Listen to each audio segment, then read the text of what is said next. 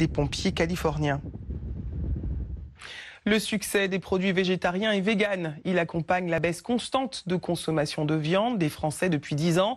Fruit d'une prise de conscience, reste que les alternatives proposées, comme notamment les steaks de soja ou les galettes végétales, ne tiennent pas toutes leurs promesses selon une enquête de CLCV.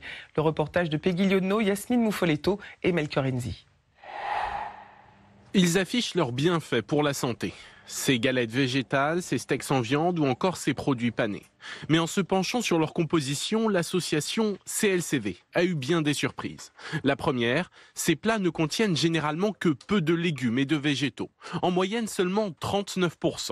À cela s'ajoutent des matières grasses, du sel et des additifs. Ce sont des produits ultra transformés qui contiennent dans la majorité des cas des additifs, dans 80% des cas, donc qui sont à consommer de façon occasionnelle et qui contiennent aussi également beaucoup d'eau. De l'eau comme ingrédient principal dans plus de la moitié des produits étudiés.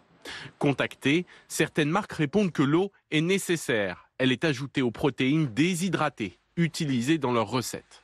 Autre mauvaise surprise, la provenance du soja n'est pas indiquée dans 60% des cas. Bien souvent, quand le soja est d'origine française, c'est mentionné sur l'emballage, c'est une information assez transparente, mais dans le reste des cas, on n'a aucune idée de l'origine. Des compositions très variables d'une marque à l'autre. Pour limiter la part d'eau, cette entreprise, plutôt bien notée par l'étude, n'utilise pas d'ingrédients déshydratés. Ces produits contiennent au moins 84% de protéines végétales. Nous, on prend vraiment le contre-pied de ça. Pour nous, vraiment, la solution, ce sont les légumineuses.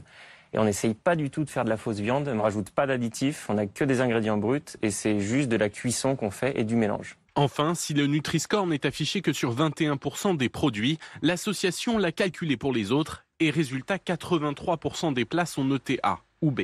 Le GEPV, groupe d'études et de promotion des protéines végétales qui regroupe des professionnels du secteur, dénonce une étude imprécise et rappelle que les additifs utilisés répondent aux normes strictes de l'Agence européenne de sécurité des aliments. La diversité à la télévision, un sujet important.